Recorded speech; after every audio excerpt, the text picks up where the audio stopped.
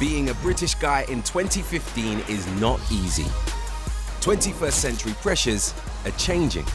No way. The way we live. Women are seen as superior to men. The way we love. If you are a Muslim, you cannot be gay. That's as simple as that. Even the way we look. That's silicone. Yeah. This is mental. In this series, I'm traveling to the extreme edge of modern British masculinity. I mean, what's your body gonna be like at 30? I'd be lucky to get that. If you know that, then what are you doing? In an era of gay rights, marriage, even parenthood, some Brits still struggle to accept homosexuality. A woman and a woman, and a man and a man, I just don't believe that. The male, the female, even the animals, they are like this. And some call being gay a decision, a bad decision.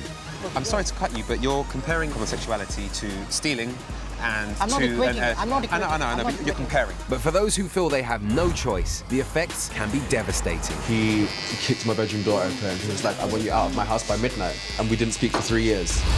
Leaving gay men under attack from their own community. Sometimes I love bottles thrown at my head. I love people saying, oh, you fatty man, go die. And even their own family.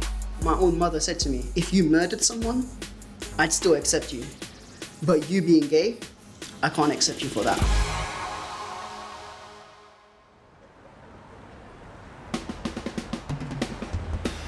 Gay marriage became legal in Britain in 2014, but in some Black and Asian communities, homosexuality itself remains taboo. South London has the largest population of Black men in the UK. And it's my home, so it seems like a good place to start. I'm going to meet a guy called Max today in his barber shop. Now, if you've ever actually been to a black barber's, you'll know that it's the best place for debate, it's the best place for shit talking, and talking about something like homosexuality in a black barber's, for me, will stir up some real honest answers and potentially start a conversation that I've never had or heard in a place like this.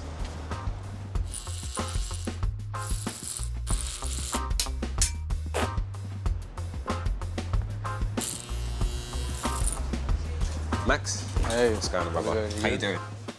Max's parents are from West Africa, just like mine. What age would you say you realised that you were actually a gay man? To be honest, I guess deep down I always knew in the back of my mind, but it wasn't up until the age of 18 that I accepted it within myself. One day I kind of just, I don't know what the trigger was. I just kind of woke up and I was like, yeah, this isn't working for me. Like, I'm gay. Yeah. How long did it take you to go from that realisation to actually approaching that conversation with your father? Well, I didn't actually have that conversation with my father. You didn't? No. Right. One day, the pastor of the church came up to me and she asked me if I was gay.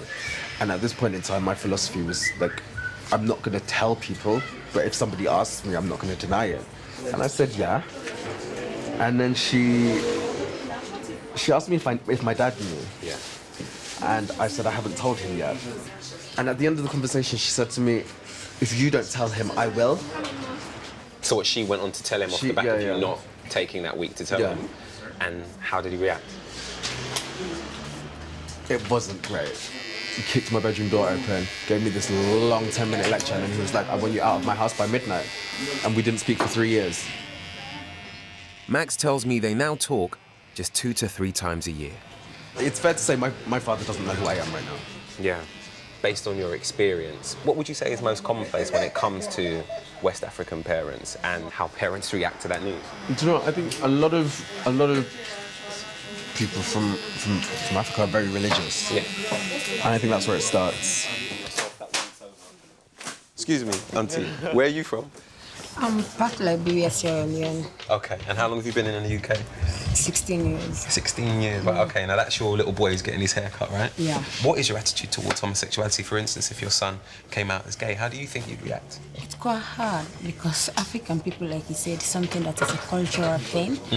First and foremost, I will ask my son, why? Because for us, to be quite honest, they think it's a big, big taboo for them. It will be so, so hard, even for me, because in the first place, I don't even get it.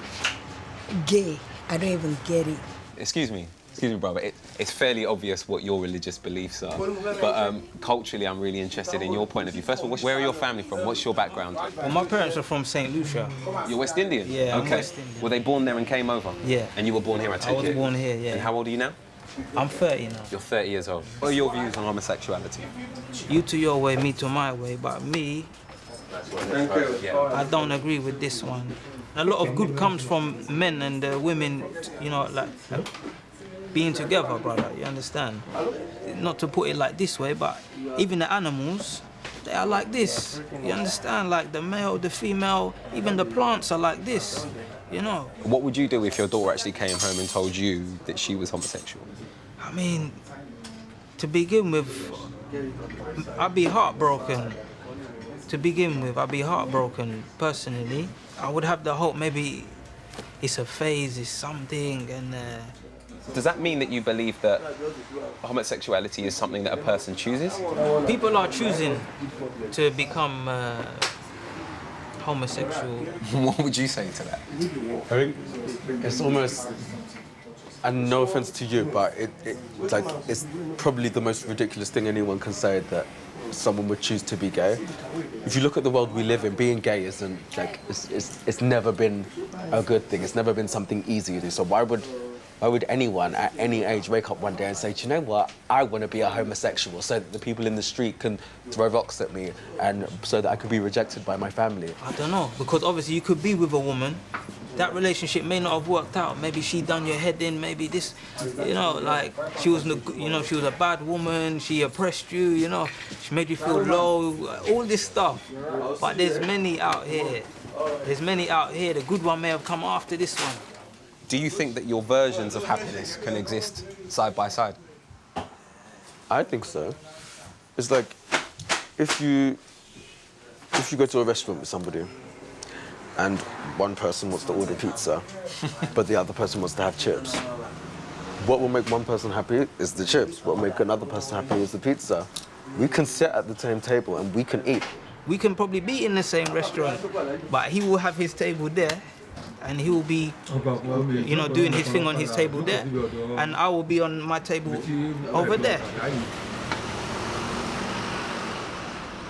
I've always sort of said that the attitudes towards the LGBT community in the Afro-Caribbean community are massively different based on generation. In talking to Ibrahim, I realised that it's not necessarily the case for everyone. You know, Ibrahim is only a couple of years younger than me, and his mindset couldn't be any more different, even though he was born and raised here. It's hard to ignore religion in any discussion on homosexuality, especially among black communities in the UK. 7 out of 10 black Britons come from Christian homes, and over a quarter of all churchgoers in London are black. Until the age of 9, I was one of them. My very faint memories of going to church were Pentecostal. So, you know, it was lots of singing, lots of dancing.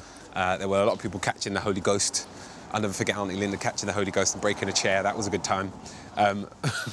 We're going to a Seventh-day Adventist church, which I've never been to before. So I don't actually know what to expect. Seventh-day Adventist followers believe in a literal interpretation of the Bible. And they practice what they preach. No smoking, no alcohol, and no gambling. But does that list include being gay? How you doing, sir? How you doing? You all right? I'm here to meet Pastor Michael B. Is that him there? Is that his picture? Yeah. Ah, let's see. What's your name, sorry? Alan. Pardon, what? Alan. Alan, nice. What are you handing out here? You didn't give me one. Oh, sorry. Why didn't I get one, Alan? Because he was talking to us. Oh, here he is. Oh, there you go. Yeah. Hello. Hello. Pastor B. Pastor Michael. Michael B. How you doing? I'm Michael Reggie. Mbui. Michael Mbui. Yes. How you doing? I'm very fine, thank you. Nice to meet you. Yes. Thank you for having us down in your church today. Okay. Appreciate it. Thank you. When are you going to be up and? I'm not preaching and talking today. Today Are you I'm not? just supervisor. Yeah, the young people are doing the program today. All right. Yes. Okay. Pastor Michael has a young team that he's training up. The man leading today's service is Pastor Andrew. Nice to meet you too. Nice to meet you. Just out of interest, how old are you? You look quite young. 27. 27? Yeah. And you're going to be up there running things today? Nah, not running things, but just giving a little humble word, man. Yeah. Yeah. And so how long have you been doing this then? How long have you been preaching? To be honest, I've been preaching since I was 16 years old. I left the church and I came back, you know. When you say you left the church, what does that mean? Like in the sense when you're growing up in church, and even though I come here one day a week, during the week I was, you know, otherwise occupied with other things. So in the sense, you know, girls, you know, money, drugs, like you name it. Living in an area in London, it's almost impossible not to get involved in them things. We need to get the Yeah, no problem. We need the preacher in here for Mate, a preacher that can talk a lot is a good thing, surely. That's what you want, isn't it? Nice to meet you both.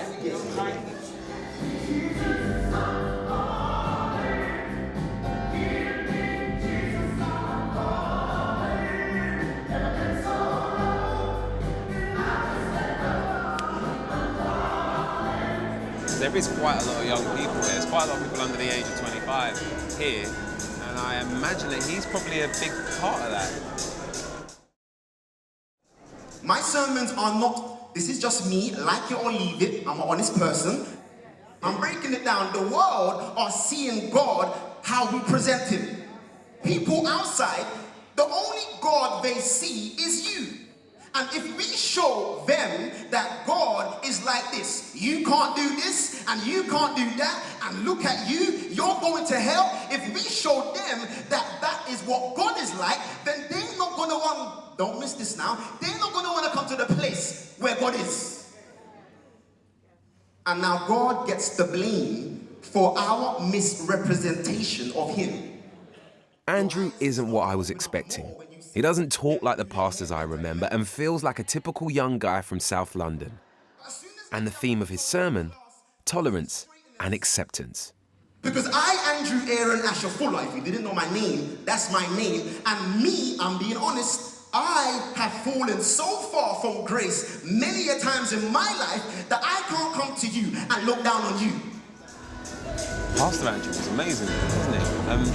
I don't think I've ever seen a pastor that young speak to a congregation this mixed, and he spoke to parents in a way that I've been speaking to my mum for years. And I think it really resonated with people here. It's pretty much done now. Service is over, people are leaving, and Pastor Andrew is shaking everyone's hands. So I'm going to get my hand shaken and maybe have a chat with him too.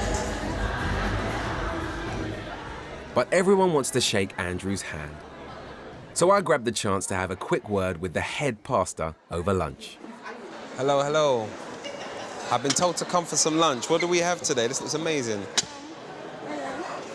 Have I the first person to come up? Has no one eaten yet? It's all right. You can no, I can't be that guy. It's all right. See, why would you send me there first? The whole room's hungry and you send me up there and I'm like, yeah, where's my plate? We're going to sit down and then we want to have some soup first. Right, okay. Get some soup for us. Okay, got it. If your daughter, for instance, were to come out, would you still have a relationship with her, do you think? You see, in terms, I think in the home setting, we have a clear understanding of what is acceptable. I may be able to point out to you, you are my child, I love you. But if they were to choose that lifestyle, then they wouldn't be able to live with us. You see, membership of the church is a privilege, not a right. When you become a member of the church, you are committing to a particular way of life that is informed by Scripture. If you, along the way, choose to live a life different from that, you can't be part of an Adventist faith community. So far, so traditional. But Pastor Michael is from an older generation and moved here from Kenya. Maybe the younger Pastor Andrew, who was born and raised in London like me, thinks like I do. Something that gets sort of whispered about in church, in my limited experience, and definitely in talking to religious friends that I have now, is attitude towards sex. Yeah. And issues like homosexuality. What do you believe? So I don't believe this, and this is saying that as blunt as possible. I believe we have to go to marriage. You know, I sincerely believe. You know, I've been heterosexual, because gay people can get married now. And that's my point.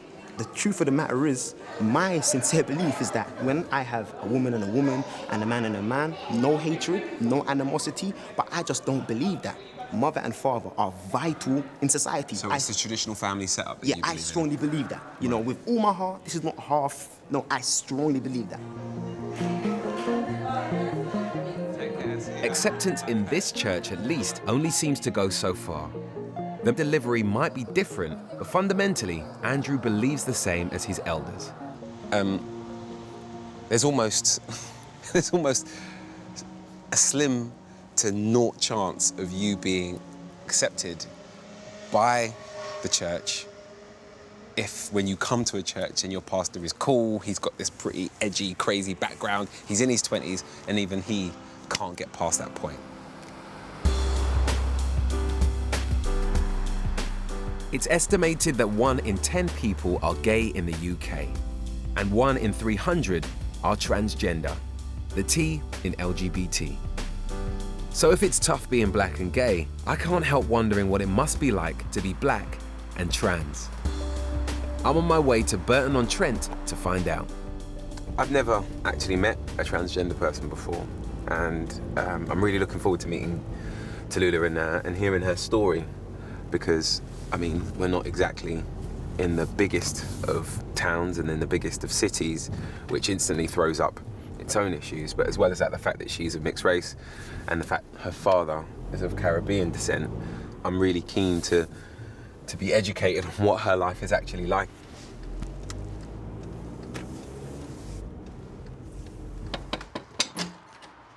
Hello. Hey. Okay. How you doing? I'm good, Tula. thank you. Nice to meet you. You too. Tallulah's parents separated when she was 3, so she lives with her mum and Grandma Glenys, who is still coming to terms with a new granddaughter. Nice to meet you, Glenys. Reggie. How is it having Tula as a house guest then? Oh, he's all right.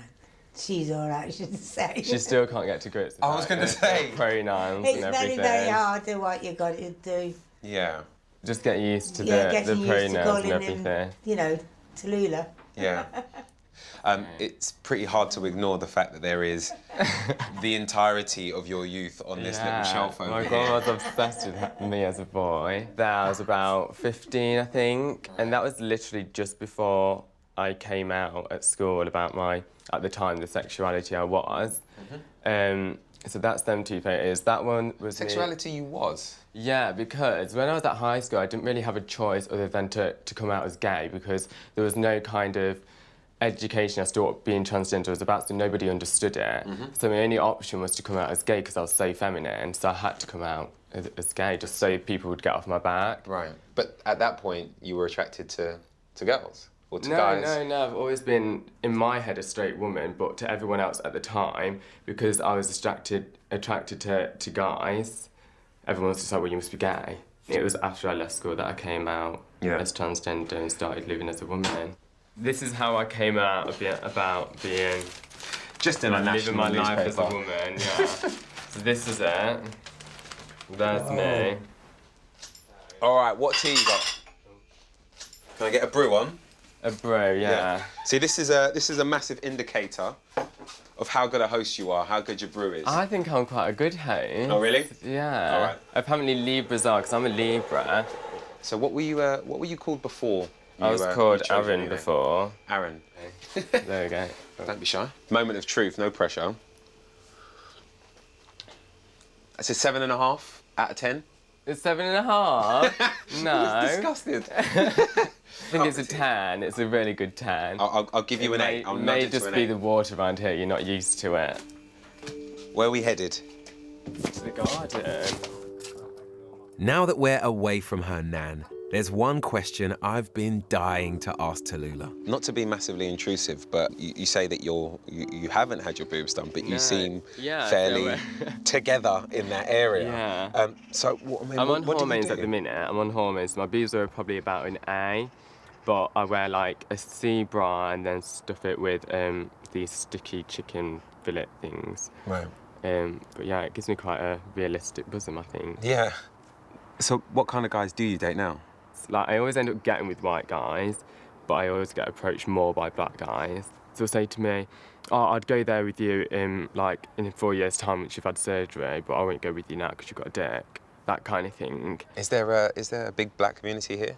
I wouldn't say there's a big black community in Burton, but there is a black community, and it's quite a hard thing for them to get their head around. It's very taboo, isn't it?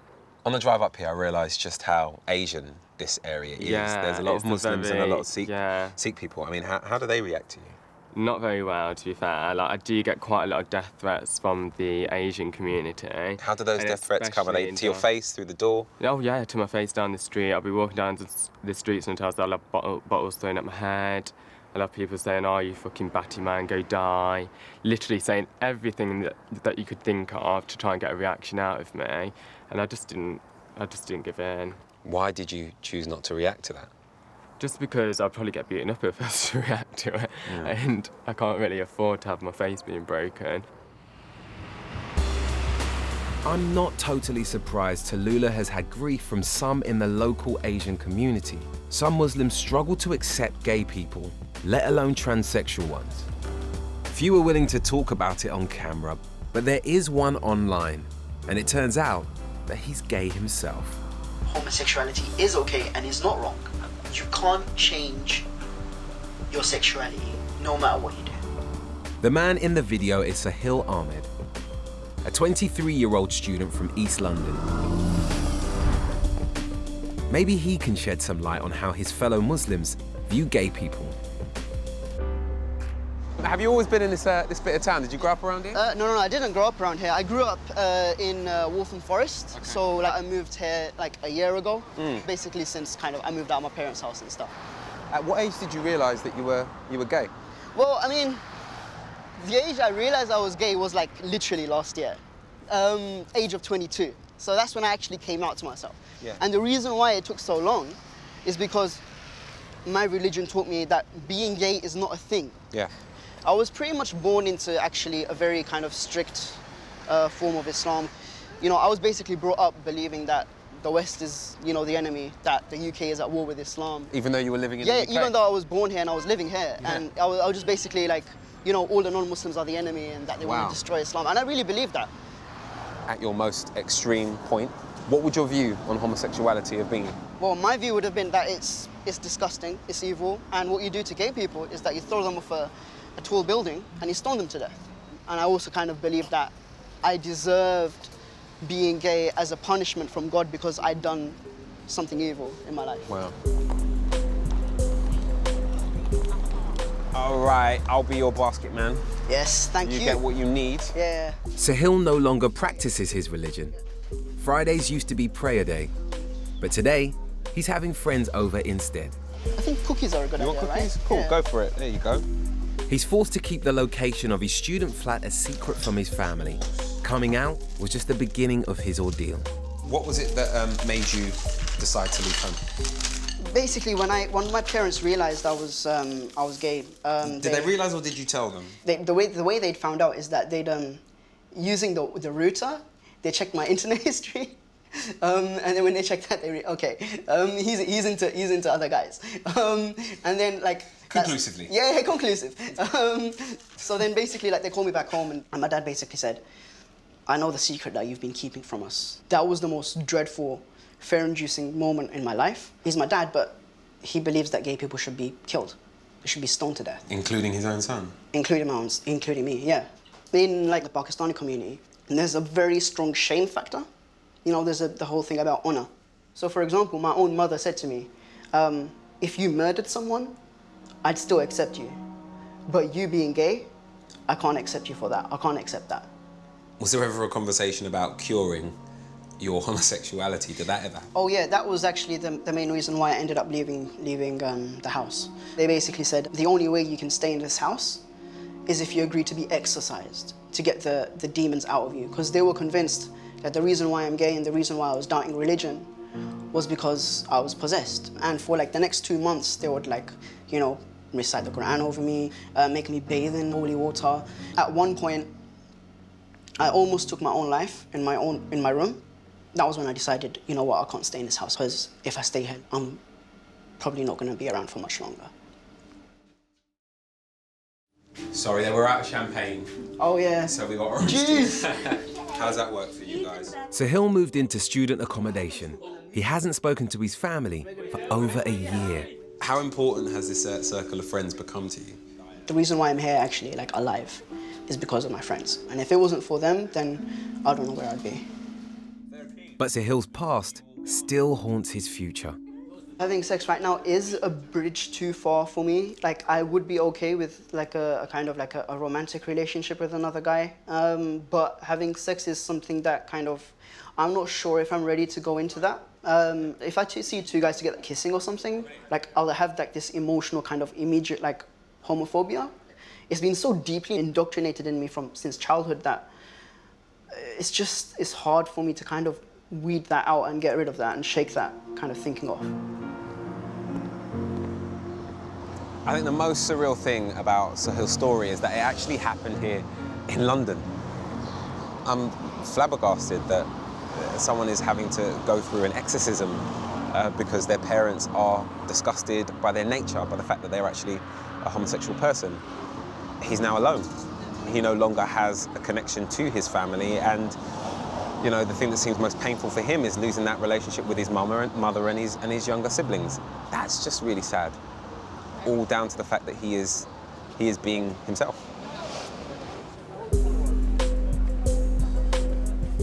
Islam is the fastest growing religion in the UK. There are now over 1.5 million Muslims under the age of 25. With numbers like that, it's hard to ignore the influence imams can have on young minds like Sahil's. We contacted over 200 mosques to find someone to speak with me on camera. And in the end, only one imam agreed. Mohammed is 29 and from Edinburgh, but he's having to meet me independently without the support of his mosque. So Mohammed, what are your beliefs when it comes to homosexuality? My beliefs are the same beliefs that my religions have. When it comes to these issues, obviously you go back to the sources that you have and you try to find your answers in it. Okay, so what would your answer be? I personally believe that it's an unnatural manifestation of a natural desire. In Islam, we are told that this is not something that can become a feeling. This is something that is unnatural. And if it's something that is in you, then you can tackle it, you can deal with it. What would you say the general attitude in your mosque is towards homosexuality? Honestly speaking, people don't speak about it. I've received some anonymous emails. They never mention their name, probably out of shyness. So you've had somebody at your mosque approach you about their own homosexual feelings. What was your reaction to that? If he really trusts Allah, if in his heart he has a feeling for Allah which is more stronger than any other feeling, then I will for sure tell him that as a man, as a straight man, I personally feel that I am attracted to every single beautiful woman. I have this urge, but just because of this urge, is it justified for me to go after every single beautiful woman that I find attractive? You know, the people who are kleptomaniac, they have the urge to steal. So you think it's an urge? I don't believe it's an urge, but it's something that he can control.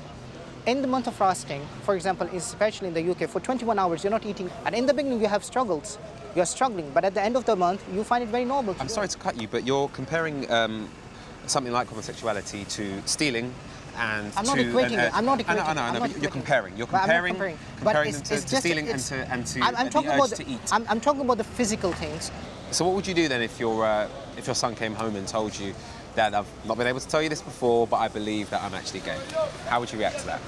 Either if he is confused, he should try, and he should see that if he can find peace and comfort or love in a woman.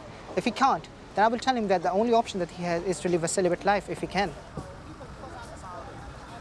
Scripture is one thing, but real life is another. And I think if you're living in the real world, you have to question some of the things that you're not only taught, but some of the things that have been left behind for you to learn from. But Mohammed's views are in line with all major Islamic organizations in Britain. And on these streets, some interpret those views in extreme ways. This is Whitechapel in East London. We're making a program for the BBC on attitudes towards homosexuality. Are you happy to chat about it on camera? No. Why not? No, not on camera, man. Why is that? No. You sure? Yeah, definitely. It's a major sin as far as Islam is concerned, but it doesn't take you out of the fold of Islam. So technically speaking, yes, you can be gay and be Muslim. What everyone does in their private homes, it's up to them. Yeah. You know, I'm not going to judge. Can you be gay and Muslim? I don't think so. Because if you're following a religion, you need to follow everything in that religion. If you are a Muslim, you cannot be gay. if you are gay, you cannot be Muslim. That's as simple as that. Being a Muslim, you can't be a gay or lesbian. If you can't follow a very tiny rule, then you are not in the religion. Have you got a couple minutes to chat to me on camera? No? Hello, mate, you got a couple minutes? I've heard some signs of tolerance on the street. Excuse me, sir, have you got 2 minutes to just chat to me on camera? No? But the Imams line does seem to hold true for some Muslims, as the rest of Britain moves towards a greater acceptance of homosexuality. In 2007, less than half of the UK population backed gay marriage. Now, 60% are in favour. But support remains lowest among Asian and black men. And I don't think the reasons are just religious. It's really funny thinking about the relationship between music and culture, because they sort of blur, definitely in my experience anyway. And when it comes to the idea of misogyny and homophobia, particularly in black music, I don't know, I sort of get quite, I don't know, I get a little funny talking about it, because whether I like it or not, the music that I love, definitely in bits of my past, has reflected a view that makes me uncomfortable, if I'm totally honest.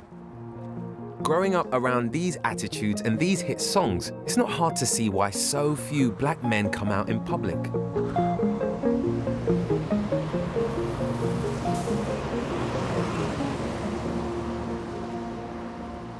But Max, who I met at the Barbers, has promised to show me where some young gay people do feel free to be themselves. Spartan Max. Hey. Man. Can we talk about the hat? Yeah, sure. What's the deal with the hat? What happens when the mask comes on? Well, that remains to be seen. Who knows? Wow, okay. I mean, what can you tell me about a night like tonight? You've invited me down. What is this? Where are we? Well, we are at Urban World Pride. Events like this are special and important for young gay and lesbian people that are coming out, simply because when they're at home, they may not necessarily feel comfortable letting their family or their friends know that they're gay, which effectively means that they have to hide who they really are. But when they come here, they can almost find a surrogate family that will accept you for who you are, because we're all the same, you know? Enough talking, time to see things for myself.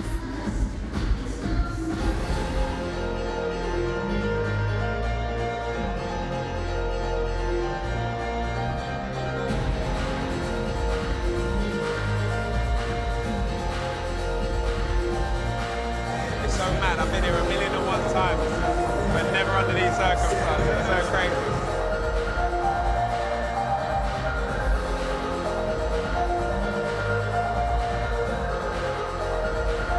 See, guys?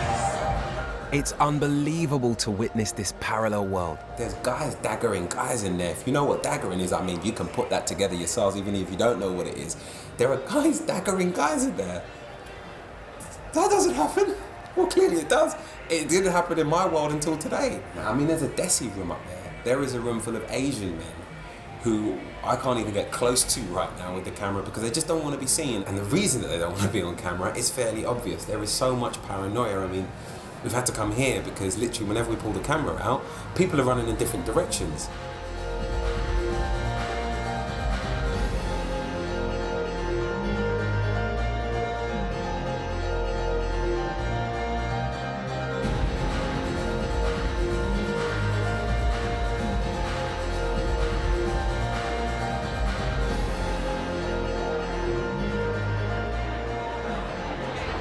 I'm about to do the thing that I hate people doing to me most, and that's talking to you while you're mixing. Sorry. I'm used to it. It's not, right? Yeah, no. Reggie, nice to meet you, man.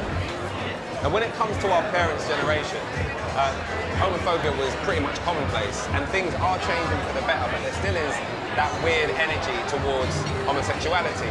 And to be really honest with you, as a fan of black music, it is reflected in the music. It's there. It's hard to ignore. And you're playing black music all night. So how do those two worlds sort of go together?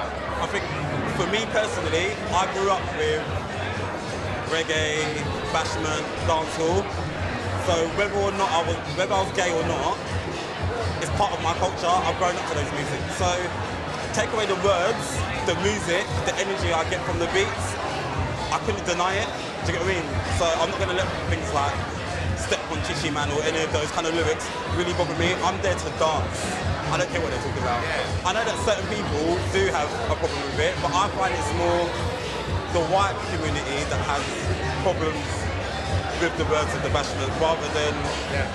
It's not just bashment, don't get me wrong. Hip-hop can be homophobic, dancehall can be homophobic, but like you said, it's a culture that we've grown up with. Yeah, I've grown up with that music. Does that make it okay? It doesn't make it okay, but there's a lot of things in the world that aren't necessarily okay, but... So you'll overlook it, you're saying? I'll overlook it. Right, what do you think the reaction would be then if you played Elephant Man log on in a club like this? They'll all start logging on. They'd do the dance? Yeah. And would they ignore the step on Chichi Man bit, or would they actually do that? It's like sticks and stones will break your bones, like that kind of situation. It feels like Mark is trying to reclaim these songs. I'm struggling to find other gay men who will speak with me on camera.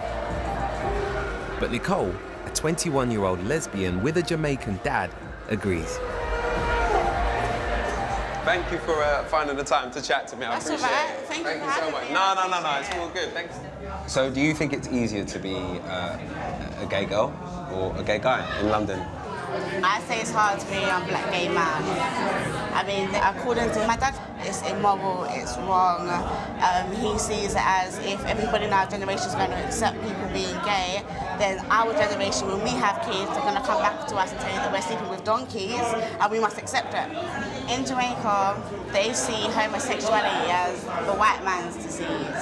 The way I've been brought up, it still has an effect on my mind at times. I mean, as much as I'm gay, I don't like to personally hear about two gay guys in their sex life. Like, for me, it doesn't feel right. But then I feel bad because I'm gay myself. How can I be prejudiced with somebody else that's gay? Can you understand how for someone like myself that sounds absolutely mental? Because I'm sure the last thing that you'd want is for anyone to judge you or be prejudiced towards you. Of course, exactly. But it almost seems as though it's ingrained within you towards gay guys. It feels like that, and because I notice it, I feel so bad for it, but I can't help the way I think. I can help the way I act on it, but I can't help the way I think. Nicole is trying to deal with her own homophobia, and she won't let it stop her coming to nights like this. They're just too important. When I first came out, I didn't know that there were so many black gay people in London. I thought the majority of them were in Soho, the majority of them were in the white community. But I came out and I came to a night like this and the whole club was full of pure black people and the majority of them were all gay. I was amazed.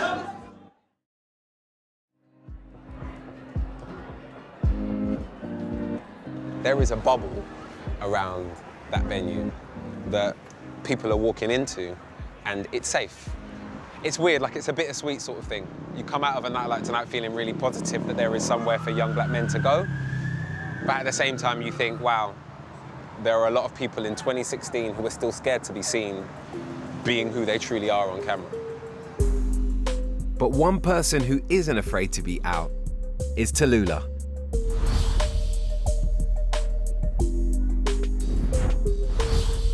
And she's keen for me to meet her dad. But first, hair. I think that one there. This one? This one? Yeah, that one. Oh,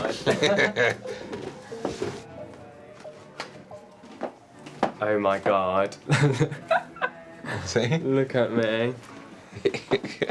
That's not too bad, actually, does it? Spice up your life. Yeah, a Victoria Beckham.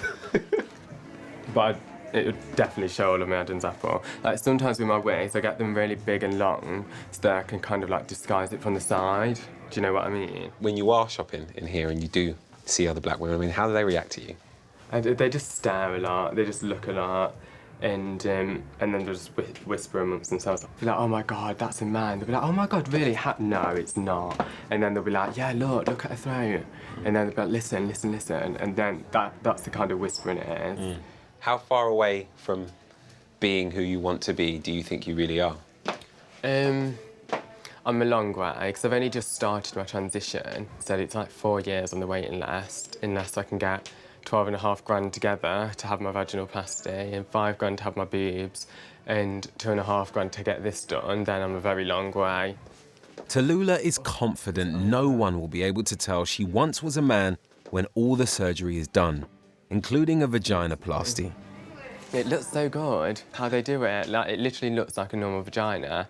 And yeah, but the recovery is really long. It's about 6 months in recovery. You have to sleep with a dildo inside you for 6 months as well.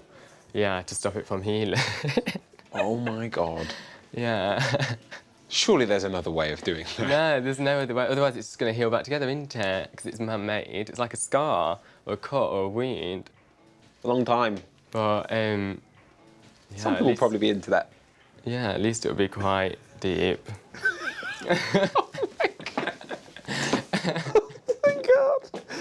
Oh, I'm not ready. I'm not built. I'm not mature enough to have this conversation. Clearly. Tallulah's dad, Simon, has flitted in and out of her life. He lives in nearby Derby with his new partner. How are you? You alright? Who's alright? How you doing? You good? Reg, yeah, nice to meet you. Hello, you okay? Simon, right? Yes. How are you? How you doing? You alright? Yeah, You okay? How are you? Hello, Reggie, nice to meet you. How you doing? What's your name? Simon, Tula was just telling me that you haven't seen each other in a long time. Long, yeah. Got something good, didn't she? Yeah. Do you want to come through? Yeah, please. Simon has spent the last 4 years behind bars. So, did you find out when you were actually inside? I'm sitting there reading the newspaper, and a guy was commenting, he's like, flipping out, goes, look at these, it looks real, who's not real in that, yeah? So he was just looking, and every single person was like, nah, she's a real woman. That, no, he may, he's got a bit of a chin and whatever, you know what I mean? So I looked, and I just went, that's my kid. He's like, yeah, it's Brandy. I'm like, that's my kid. I thought to myself, I wonder if it's my fault for not being there. See, everyone sees it as a fault, don't they? No. Everyone I'm thinks on my it's behalf. parenting I was gone looking at wrong. it in a way where thinking to myself, I wonder if that's because I wasn't around much. So she's grown up around her mum, April. Yeah. She's grown up around a lot of women, and I'm just thinking to myself, maybe if I was there more, would she have wanted to be more of a masculine person? And do you still think that way now? No, not at all. I'm really surprised at your reaction. What it is my parents are like old-fashioned Jamaican, Christian background, Christian beliefs. So that's the beliefs that I was brought up with. But because I grew up in like areas which is predominantly white, like I was in boarding school, and there's only 2 black people ever been to that school ever. So you know how it feels to be different. So yeah, so to be segregated and to be treated different from other people, I understand that as well. Yeah. You know, it all rolls into one. That sort of helped me understand why she's the way she is. At the end of the day, what it boils down to is how a person feels comfortable. Yeah. And the other thing is, I mean, she's my blood, so...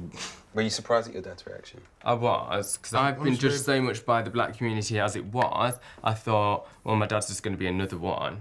Simon, thank you so much for having me. Not a problem. It's been a real pleasure meeting you, and thank you for having me in your home. And look, best of luck with everything. Hopefully get to see you again soon. Yeah, definitely. Come to Pride on the 12th, which is in Derby. There's a Derby Pride? Yeah. It's a date. I will see you then. Yeah, definitely. Lovely to see you. Thanks again, all right? Bye. Take care, guys.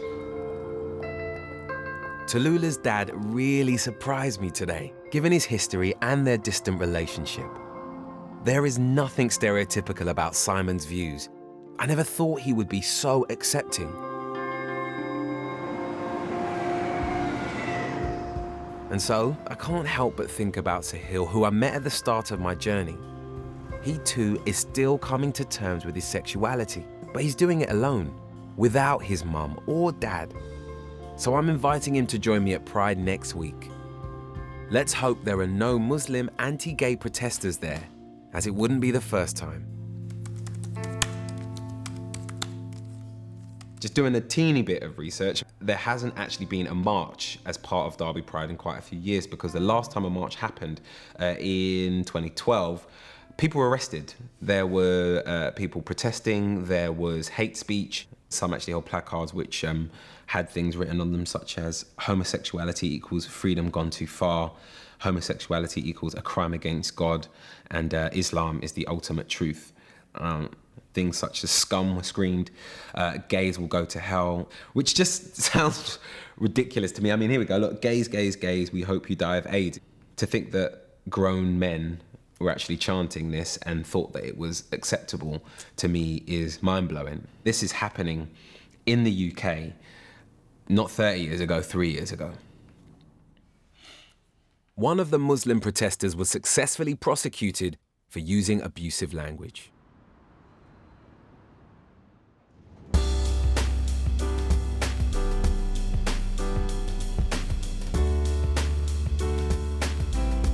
I'm on my way to Derby to attend my first ever gay pride with Tula, and I really hope that Sahil shows up. No, I desperately want Sahil to come today because I think him being one of many, being part of the majority, and not feeling different would be an incredible thing for somebody like him who's only been out a year. But he's just not taking my calls. I suddenly feel like a really annoying, angry girlfriend chasing someone down. So the chances are he's changed his mind about coming.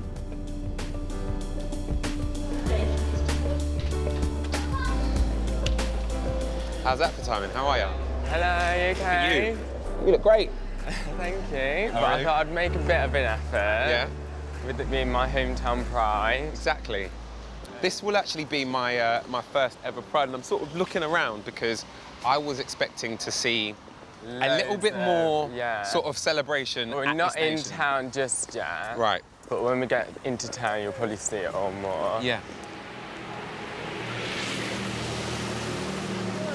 You might have to walk down here first to get down there. It is today, isn't it? It's definitely today, right? Oh, well, it should be. It's this way. So, this is it. We're here, right? Yeah, this is it. This is the It's not massive, tiny community in Derby. Right. This isn't what I was expecting at all. One thing I was expecting was to be here with Sahil and to see this through his fresh eyes as well.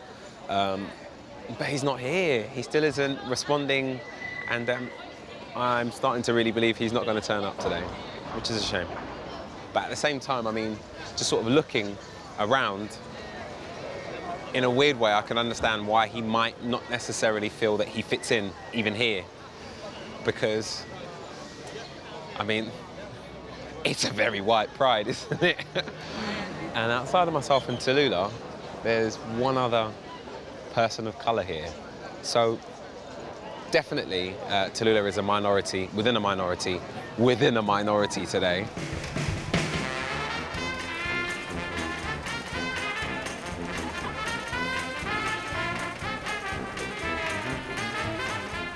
In Derby, almost 1 in 5 people are black or Asian. So if 1 in 10 people are gay, by rights, in Derby alone, there should be 5,000 homosexual men and women of colour. It seems like there's a lot of people stopping to watch.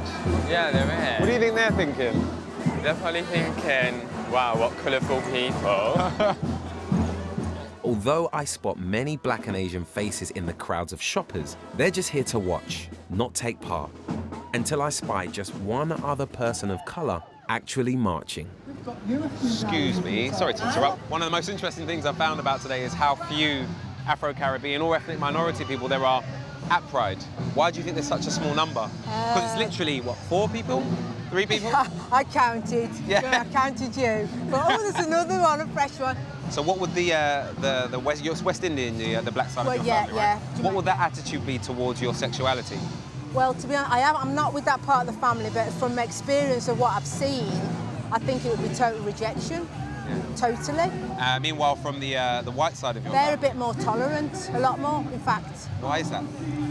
I think white people are. They think they're not, but they are. Derby Pride is now in full swing. Let me hear you scream! And I get talking to the Asian man I spotted earlier. Hello. Hey, how you doing? All right, thank you. I'm Reg, what's your name? I'm Wahid. Wahid, nice to meet you. Okay, not to pry, but I take it you are a gay man yourself. Are you a Muslim gay man? Bisexual. Bisexual. Why do you think that you're the only Asian man here today? People are scared to come out.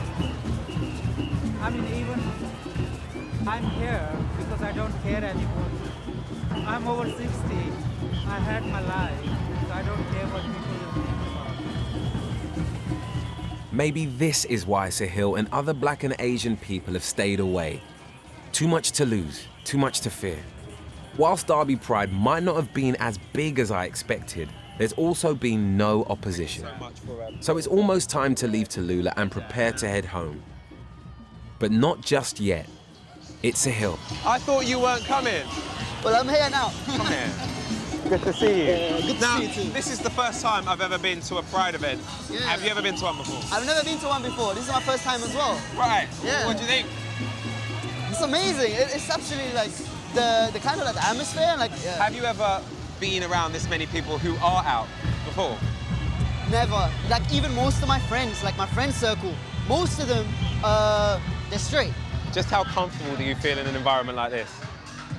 I feel, I do feel very much out of place, to be honest with you. Why? Because like, I don't want people to, I know people will be looking at me and be like, wait, is this guy here to blow us up? Or No. Do you really think people No. I mean, to be fair, I mean, how often do you see like a guy with a beard who looks like a proper Muslim, who is a Muslim, in like an LGBT pride event?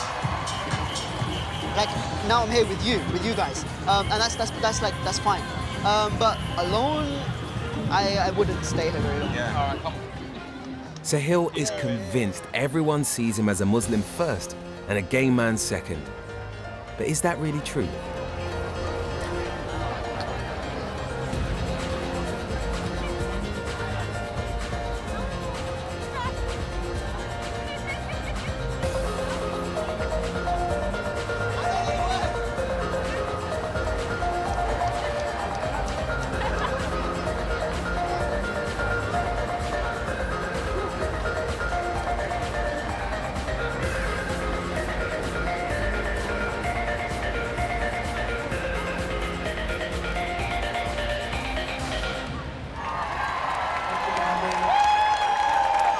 We're going to keep with the upbeat stuff. Well done, man, you're good. The Vincent track. This is a dress code track. James, nice to meet you. My name's Sahil. You can call me Sahil. So I've just stepped away, thinking Sahil's gonna follow me out, but he stayed in there, and it looks like Sahil is having the time of his life. And I think he might have made some friends. Go on, Sahil. 1 second, I'm just gonna make this for a second. Come here, you. Like you're having the time of your life. I am. I wasn't expecting this. So you look like you made some new friends. Yeah, I did. I wasn't like kind of expecting to stay here very much like after like, but. Well, hang on a second. What, you're gonna stay? Yeah, I wasn't planning on, but now I am. Yeah. So you're gonna hang back and you're gonna have a night out in Derby. Pretty much, yeah. You. Based on what you told me in the past about how you feel and how you reacted to gay people, being in an environment like this, now feeling the way you do about yourself, how are you reacting to men holding hands and men kissing? I've had this residual homophobia in me for a long time. But now, today here, I'm not sure if I still have it, but it kind of hasn't reared its head. Listen, enjoy your night, have fun, yeah, and get back in one piece, all right? Come on, get in there. I'll try. Get in there, go on. Take care. See you later. He's this close to running back.